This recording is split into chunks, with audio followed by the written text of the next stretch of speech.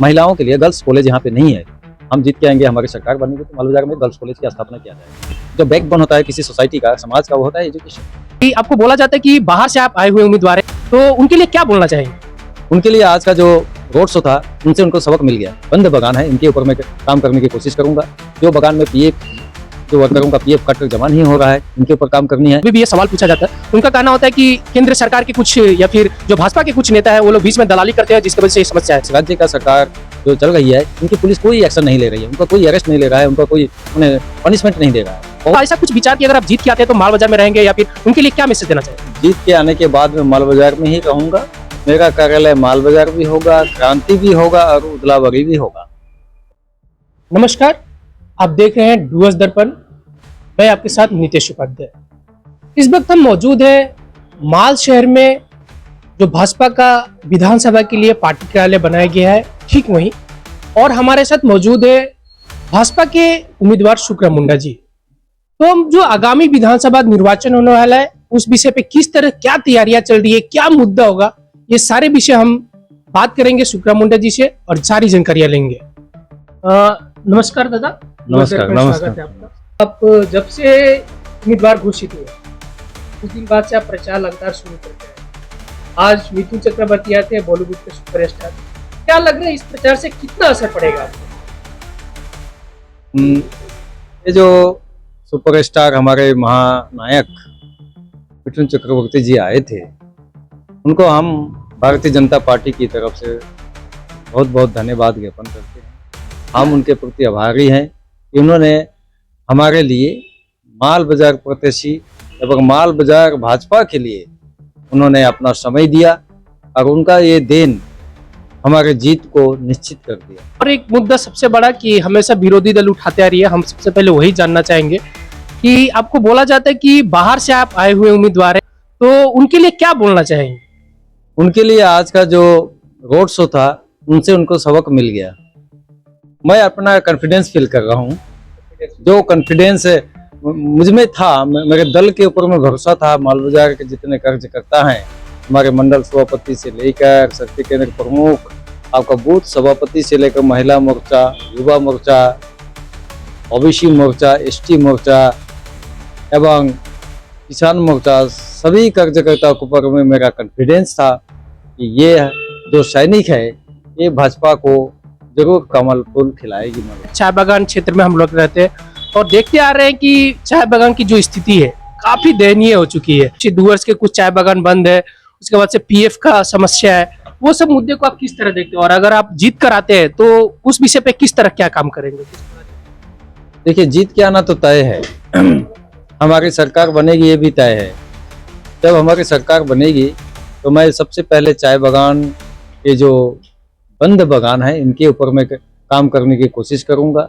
जो बगान में पीएफ, जो वर्करों का पीएफ कट कर जमा नहीं हो रहा है, इनके ऊपर काम करनी है। कि जो मजदूर जिंदगी भर अपना कमाई करते हैं, पीएफ के भरोसा उनका भविष्य रहता है। ये भविष्य को कुछ दलाल लोगों ने मिलकर इसको समाप्त करने की ओर ले जा रहे हैं। इनको रोकना है और दुरुस्त चाय बागान को फिर से दुरुस्त करके हमारे जो चाय बागान के कर्मचारी हैं, उनके जीवन में खुशहाली लाना है। का समस्या है हमेशा, इसकी जिम्मेदार आपको क्या लगता है कौन, केंद्र सरकार या फिर राज्य सरकार? क्योंकि अभी भी ये सवाल पूछा जाता है। उनका कहना होता है कि केंद्र सरकार के कुछ या फिर जो भाजपा के कुछ नेता है वो लोग बीच में दलाली करते हैं, जिसकी वजह से ये समस्या है। उनके लिए क्या बोलोगे? देखिए, पीएफ जमा नहीं करना एक मालिक लोगों का एक अपराध है, ये पनिशेबल ऑफेंस है। इसके ऊपर में कई एफआईआर दर्ज किया गया है, किंतु इस राज्य का सरकार जो चल रही है, इनकी पुलिस कोई एक्शन नहीं ले रही है, उनका कोई अरेस्ट नहीं ले रहा है, उनका कोई माने पनिशमेंट नहीं दे रहा है। बहुत सारे बगानों में केस किया हुआ है।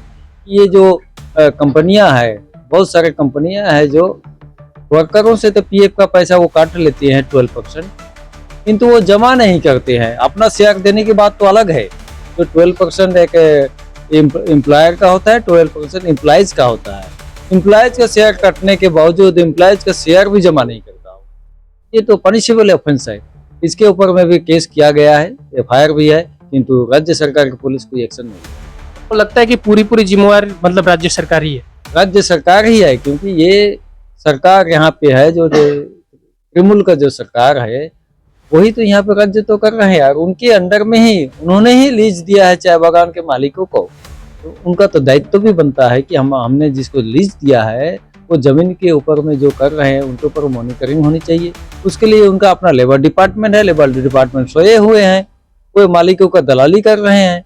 कुछ तबके जो ऐसे हैं माल विधानसभा क्षेत्र के लोग, उनका कहना है कि अगर हम सुकरादा को जिताते हैं तो हमें कोई भी एक साइन के लिए नगराकाटा जाना पड़ेगा। नगराकाटा अगर हम जाते हैं तो हमारा 500-1000 रुपए खर्चा होगा। तो ऐसा कुछ विचार कि अगर आप जीत के आते हैं तो माल बाजार में रहेंगे, या फिर उनके लिए क्या मैसेज देना चाहिए?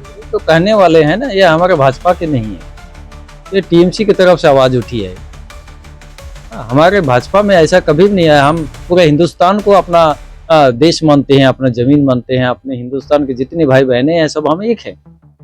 हम जहां भी रहे हिंदुस्तान के कश्मीर से लेकर कन्याकुमारी तक, ये हिंदुस्तान है। हिंदुस्तान के अंदर में जो भी नागरिक है वो भारतीय है। ये भारतीय होने के नाते गणतंत्र का अधिकार, वो कहीं भी जाके किसी भी कोना में अपना गणतंत्र का अधिकार का उपयोग कर सकता है, यूटिलाइजेशन करके कहीं भी वो प्रत्याशी बन सकता है। कुछ ऐसी योजनाएं कि अगर जीत के आते हैं तो आपके जो कार्यकाल होगा 5 साल का, उसमें माल बाजार रहने का विचार करेंगे, या फिर कोई कार्यालय ओपन करेंगे जिससे जो आम नागरिक है उनको अच्छी तरह से सुविधाएं मिल सके? जीत के आना तो निश्चित है, और ये भी निश्चित है कि मैं जीत के आने के बाद में माल बाजार में ही रहूंगा। मेरा कार्यालय माल बाजार भी होगा, क्रांति भी होगा और उदलावरी भी होगा। जनता जो है भरोसा कर सकती है कि आप 5 साल माल बाजार में रहने वाले? एकदम भरोसा कर सकती है आंख बंद करके, क्योंकि माल बाजार मेरे लिए कोई नई बात नहीं है। ये हमारे सब डिवीजन के अंतर्गत ही आता है, कोई भी काम हमारे माल बाजार से ही होती है।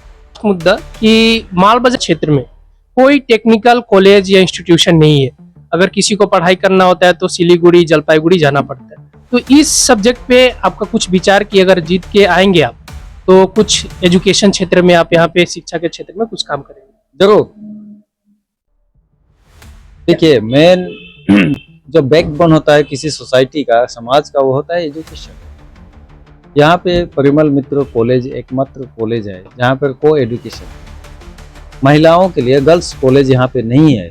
हम जीत के आएंगे, हमारी सरकार बनेगी तो माल बाजार में गर्ल्स कॉलेज की स्थापना किया जाएगा, और ट्राइबल बच्चों के लिए एकलव्य रेसिडेंशियल स्कूल स्थापित किया जाएगा। खाली यहाँ नहीं, क्रांति में भी होगा, बानाघाट में भी होगा, आपका धूपगुड़ी में भी होंगे, आपका मदारी में भी होंगे, कालचिनी में होंगे, अलीपुर एवं कुमार ग्राम में भी करेंगे। जहाँ पे ट्राइबलों की संख्या है वहाँ पे हमारे ट्राइबल बच्चों के लिए निःशुल्क quality education Eklavya model residential model school के माध्यम से हम लोग देंगे। धन्यवाद दादा। हमारा जो आज का प्रश्न है हम यहीं पे समाप्त करते हैं। डूअर्स दर्पण को समय देने के लिए आपको ढेर सारी शुभकामनाएं।